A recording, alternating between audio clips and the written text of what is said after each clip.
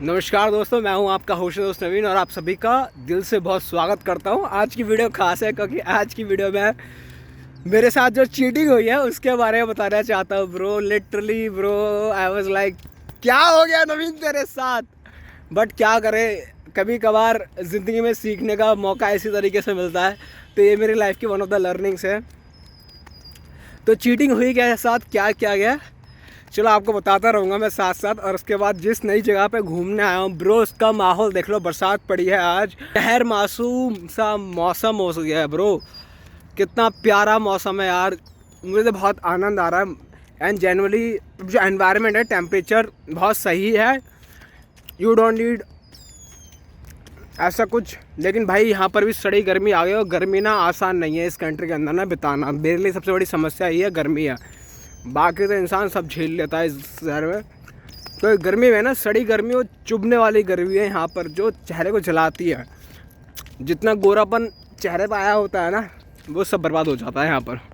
ये भी देखो आनंद की जगह है, ये भी बड़ा फुल जंगल पता चला है। चड्डी पहन के फूल खिला है और वही फीलिंग देता है हमारी ये जगह हमें। ठीक है, तो सीन क्या होता, सीन ये होता है तुम्हारे भाई को नई जगह जाना होता है, शिफ्ट करना होता है। तो 31 की रात को, ये 31 मई को मुझे एक फ़ोन आता अराउंड 10-11 बजे कि ब्रो हाँ मैं एक प्रॉपर्टी ओनर का फ़ोन आता है कि you can come and visit me 31 की नाइट का अराउंड 11 बजे। क्योंकि जब तक ना मेरा फिक्स कुछ हुआ ही नहीं था कि मैं कहाँ शिफ्ट होने वाला हूँ। 2-3 प्रॉपर्टी देख चुका था, तो मैं वहाँ गया, वहाँ पास में गया। तो उस बंदे ने मुझे प्रॉपर्टी दिखाई ब्रो, एंड पोस्ट में लिखा होता ऑल यूटिलिटीज़ इंक्लूडेड। तो मैंने उसके बारे में पूछा ही नहीं कि ऑल यूटिलिटीज़ में, आई बिलीव ऑल यूटिलिटीज़ का मतलब होता है AC, electricity, heating and everything. But मैंने जो पूछा, कोई जो ऐड में था नहीं कि पार्किंग नहीं है। पार्किंग स्पॉट का ना कुछ था ही नहीं बेसिकली। जब पार्किंग स्पॉट के बारे में कुछ नहीं था ना, तो ये सीन होता। मैं उस बंदे से पूछ लेता हूँ कि भाई पार्किंग है कि नहीं। पार्किंग का कहता है भाई कार में आया बंदा तो है, पार्किंग अवेलेबल है। बाकी मैंने पूछा ऑल यूटिलिटीज़ इंक्लूडेड है कि नहीं, उसने कहा ऑल यूटिलिटीज़ इंक्लूडेड है। मैंने इंडिविजुअली नहीं पूछा कि ऑल यूटिलिटीज़ में आता क्या क्या है। तो फिर मंडे मॉर्निंग को, अगले दिन मतलब 1 तारीख को, 1 जून को, मैं सुबह उसके यहाँ पहुँच जाता हूँ। उससे बोलता हूँ क्या सीन है ब्रो, मुझे रूम चाहिए। क्योंकि और जो रूम थे $1000 के राउंड थे, यहाँ मुझे $100 बच रहा था। ये 900 का पड़ा मुझे, $900 का single room on sharing basis. मैं मेरा पर्सनल रूम है, किचन और बाकी और चीज़ होती है वो कॉमन स्पेस ही शेयर्ड है। तो वो सीन हो गया मेरे साथ, उसकी कोई दिक्कत नहीं थी। बट प्रॉब्लम क्या हुई ना ब्रो, इन सब चीज़ में सबसे बड़ी समस्या हुई, अब मैं पहुंचा तो उस रात को पता लगता है कि इस घर में एसी नहीं है। मतलब एसी तो है यार, कोई किसी भी घर में आ नहीं सकता, थर्मोस्टेट था। मतलब वो इतना घटिया आदमी है कि उसने उस पर भी लॉक लगा रखा थर्मोस्टेट पे। He doesn't want to give the AC और द हीटिंग, वो इतना चीप। तो दोस्तों इस चीज़ से तुम्हारे भाई को सिर्फ एक ही चीज़ समझ में आती है कि भाई देखो ऑल यूटिलिटीज़ का जो मतलब है, ऑफ कोर्स मुझे नेक्स्ट टाइम किसी बंदे से पूछते भी लगेगा भैंस की तो पूछ क्या रहा है कि भाई ऑल यूटिलिटी समझ नहीं आ रही है तुझे। But literally now from the next time onwards जो भी मैं घर पर रेंट करने वाला हूँ, लीज़ लेने वाला हूँ, उससे ऑल यूटिलिटीज़ का मतलब पूछने वाला हूँ। भाई मुझे बताया स्पेसिफिकली हीट है कि नहीं, एसी है कि नहीं, मैं पानी इस्तेमाल कर सकता हूँ कि नहीं। सीरियसली ब्रो, ये जो हुआ एक अच्छा इंसिडेंट तो नहीं था, मज़ा नहीं आया। क्योंकि भैंस की पीक जो टाइम है जून जुलाई का, यहाँ पर जो गर्मी पड़ती है कनाडा में, उस पीक गर्मी में तुम्हारे भाई को बिना एसी के रहना पड़ रहा है। मतलब बेसीन हो गया। मैंने रेंट पे कर दिया, भैंस की आग। मैं अपने घर में घुसने का मन नहीं कर रहा। वो अभी भट्टी बने रहता है मेरा ना घर, जो होता है घर में घुसता हूँ मज़ा ही नहीं आता है। तो मैं कोशिश करता हूँ कि रात को अराउंड 12-1 बजे जब टेम्परेचर थोड़ा डाउन होने लगता है यहाँ कनाडा में दिन, तब मैं अपने घर घुसता हूँ।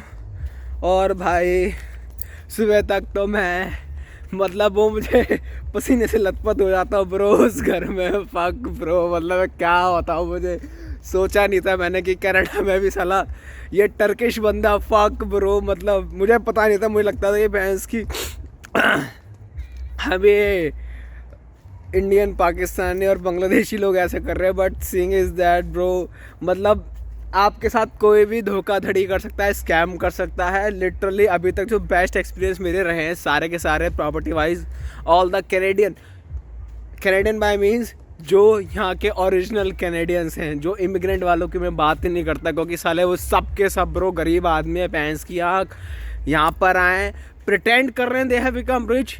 मॉर्टगेजेस की अगर जो हम जैसे टेनेंट हैं वो घर रेंट ना करें ना ब्रो, तो मॉर्टगेजेस देने की हिम्मत नहीं है, मैं शब्द मानने रहता था, हिम्मत नहीं है इन लोगों के पास कि अपना घर भी ये बचा ले। तो मैं हमेशा कहूँगा मेरे भाई, मेरे दोस्त, मेरी जान, कि देखो यार ज़िंदगी में बहुत कुछ सीखने को मिलता है। ये मेरी लर्निंग है, जो मेरी $2000 की टोटल लर्निंग है, क्योंकि $200 की सिक्योरिटी भी गई है, ऊपर से अलग वो भी लगता है 100% डैम श्योर वो बंदा कुछ ना कुछ बहाने बना के $200 भी मेरे मारने वाला है। तो होपफुली $2000 तुम्हारे भाई के 2 महीने के ऐसे ही चले गए हैं। बाकी तो मैंने क्या दिया bro,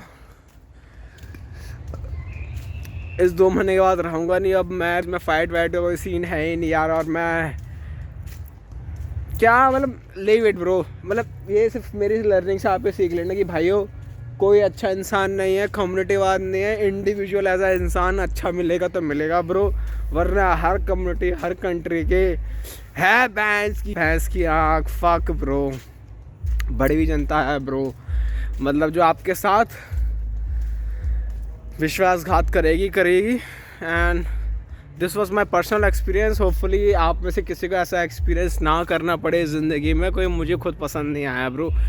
and I was like फ्रिकेट शिट ब्रो, मैंने जितना कुछ सुना सकता था बोलना था मैंने बोल दिया। इनफैक्ट ब्रो मैंने ये भी किया, जब वो बंदा ओनर मेरे घर पे आया है ना ब्रो, और बंदों से रेंट लेने के लिए कोई, मैं तो ऑलरेडी इंटरेक्ट कर चुका था, मैंने आते बोला हेलो चीटर, बंदे ने जवाब भी नहीं दिया, मुझसे ना बात की, उसको पता लग गया कि भाई फाक भाई कीड़े मकोड़े जंगलों में घूमता रहता हूँ, कीड़े मकोड़े बहुत आते हैं क्या वरना एक साथ अटैक करने के लिए, और अभी ऐसे घूम रहा हूँ ब्रो, तो मत्थे बच्चों से कटना नहीं चाहता मैं, है ना। तो कोई दिक्कत नहीं, लाइफ बढ़िया चल रही है। ये भी थोड़ी घटना थी, सोचा आपसे तो शेयर कर दूँ, साथ कोई भाई बंधु आए तो नेक्स्ट टाइम मेरी तरह गलती ना करे। एंड ब्रो देखना, सोच समझ के काम करना, ज़िंदगी में अच्छे बुरे एक्सपीरियंस आएंगे, और सब लर्निंग है मेरी जान, सब लर्निंग है। ये $2000 लेके सीखा मैंने कि literally after seeing all the word, जो आपको लगता है कि आपके हिसाब से वो मीन करते हैं, ऑल यूटिलिटीज़ मेरी दुनिया में, यहाँ की दुनिया में जो मैं देखता था जहाँ पे हीट, इलेक्ट्रिसिटी, एसी सब कुछ इंक्लूडेड, वाटर सब कुछ इंक्लूडेड होता है, ऑल यूटिलिटीज़ का मतलब। बट उस बंदे के लिए ऑल यूटिलिटीज़ का मतलब था इलेक्ट्रिसिटी ओनली, बाकी कुछ भी नहीं।